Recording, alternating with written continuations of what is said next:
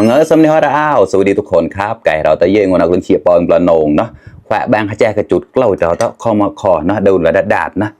เนี่ยจุดเกล้านกมากะตอนที่ซ้ำก็ทำไมกล่าวนะเราต้อง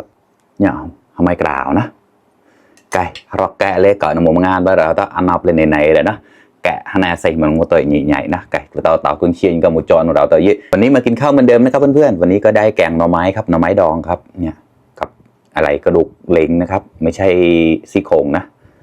แล้วก็มีน้ำพริกปลาต้มครับมีผักหลากหลายเลยครับมากินข้าวด้วยกันครับไก่ต่อที่เครื่องชีกเปิ้ลกับมูจอนของเราตอนนะหนุกแล้วหัวเชียร์ได้พันเดอร์ไลด์ได้แชร์กับมัวตอนนะเรียบก็มาซอสมฮอตเกาตั้งเกาหน่อยนะไก่ไฮรอนแกลนที่เปิดสดแขวนนะแกลนนะเก่าเขาเหยียดได้หอมกลาย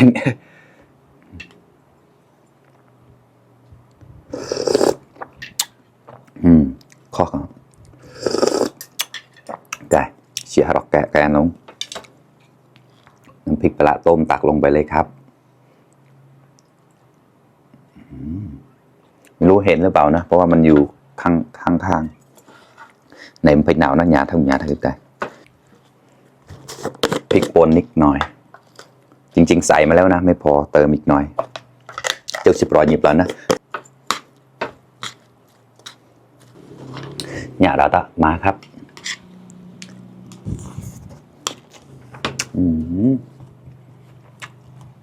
อร่อยมาก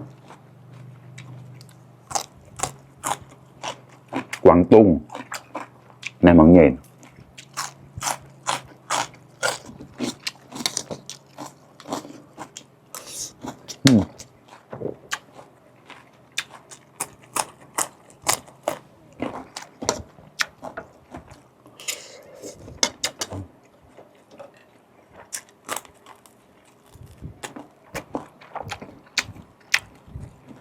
muốn nào lấy cáiหัวเราแล้วมันอาจจะระวิกลายเรานะ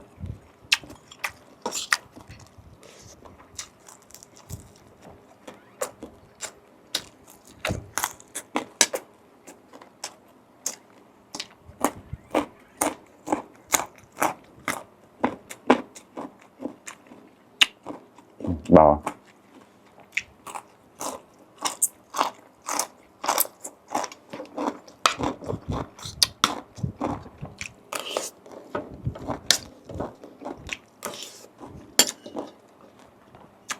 บ้างหน่อไม้ต้มครับ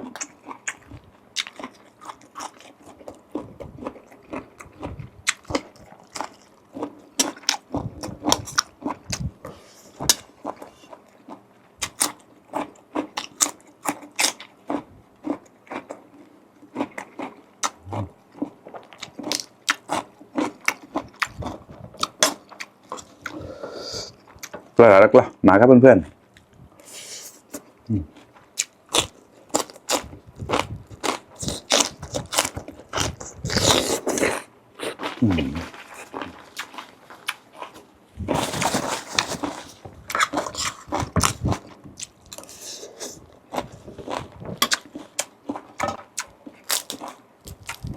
ปลาเน้นครับ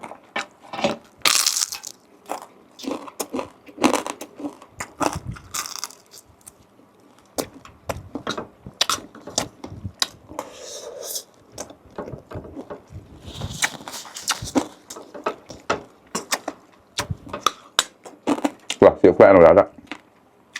กินแกงเลยครับนี่ตักเขาเลย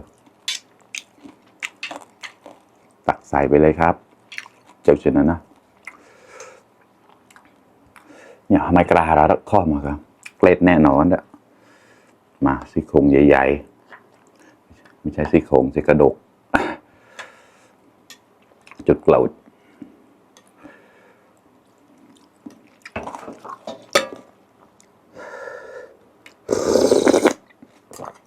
หวานข้อมาครับเกล็ดครับ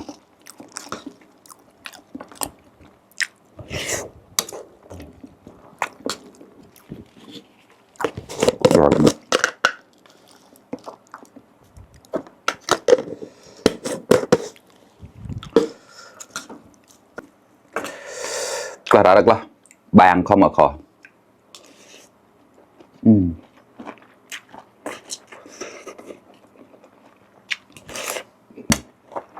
rau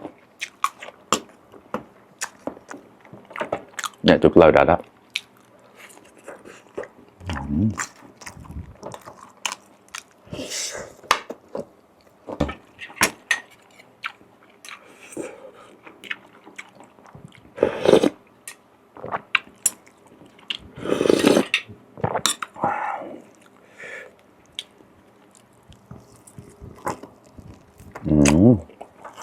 siêu nịch lại này là đó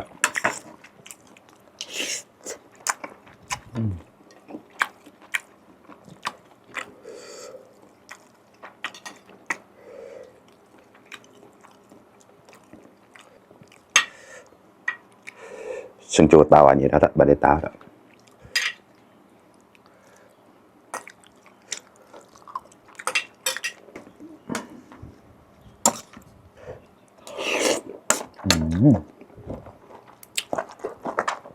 kho là đạt mà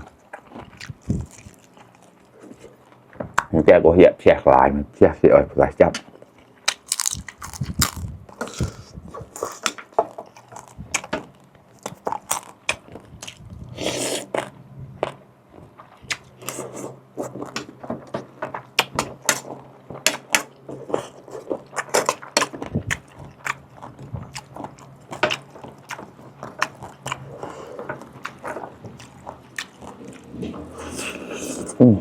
siêu lại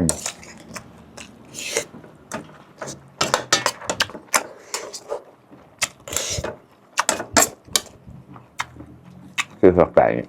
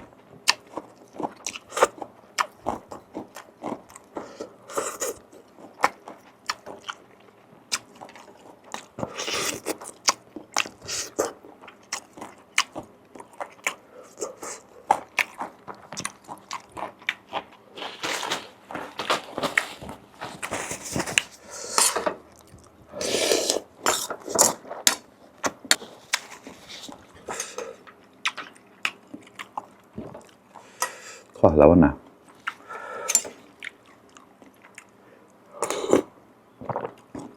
khỏe bạn trẻ đóได้ก็ตามจอดกันนะชื่อนึงก็คอมเมนต์นี่เราได้ข้อมาขอ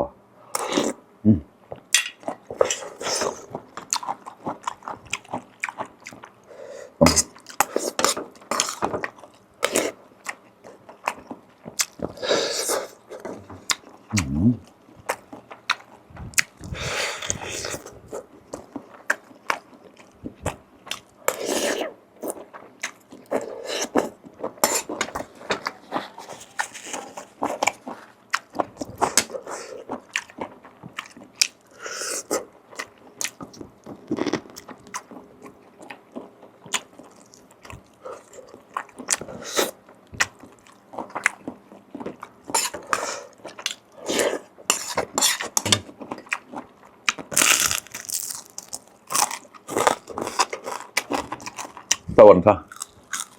กรอบว่าง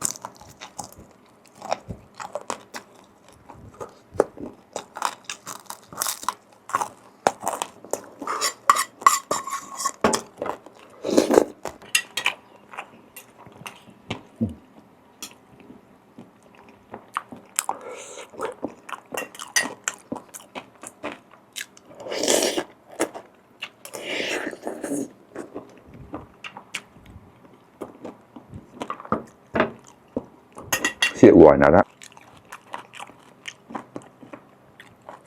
trời để bọt mày nào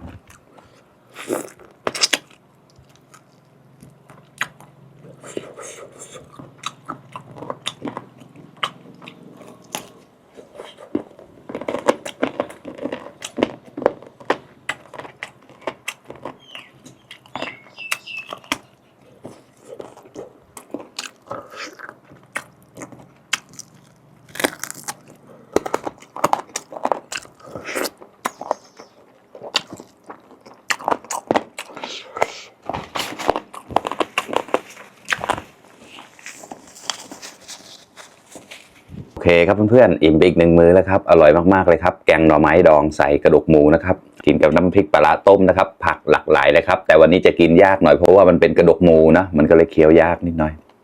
มันเอากับพ่อมาไก่ประเราตะเยะแควะแบงค์แจกระจุดเกลานะแจกระเชียแจกนี่ตามมาจุดเกลาจะนะข้างในเลยใหญ่ๆแต่ที่ฮารอกแก่นะขอบคุณเพื่อนๆที่เข้ามารับชมทุกคนนะครับฝากเป็นกำลังใจให้ด้วยนะครับให้ด้วยไลค์ด้วยแชร์เนี่ยเราแต่น้องมูชิบลันติมันจะไม่เปิดอยู่นะหรือกอมซอสซอมฮอสซอมฮอสเขาตั้งเกินดาวบ๊ายบาย